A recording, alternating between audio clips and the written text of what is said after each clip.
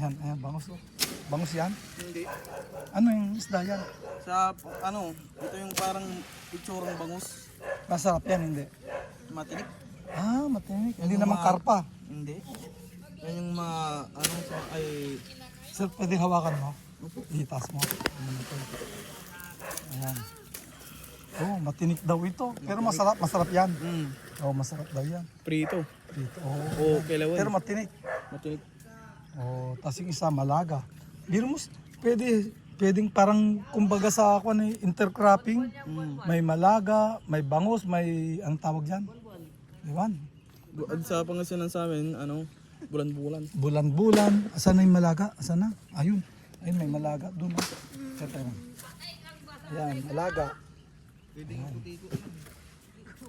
Okay. Bye-bye. Ang sakit.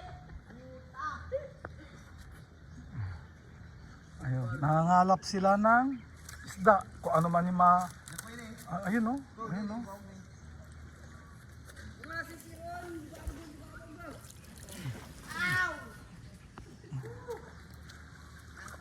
So, dito tayo sa Labrador, Pangasinan. Labrador, Pangasinan.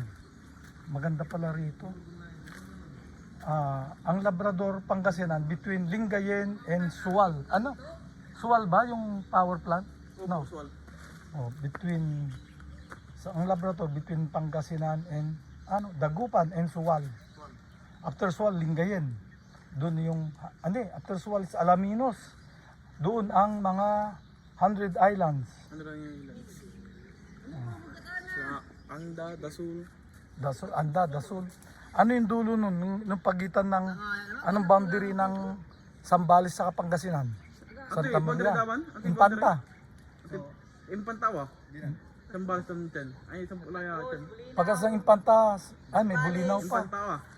Bulinaw, tapos Sambales. Iba yung daanan ng Bulinaw. Maganda ang Bulinaw. Maganda mga resort. Kaya lang, mabato yung beach nila. Beach. Pero maganda. Ganda sa Bulinaw. Ganda ng mga sceneries nun. Doon sa Pater Beach. Yan kita.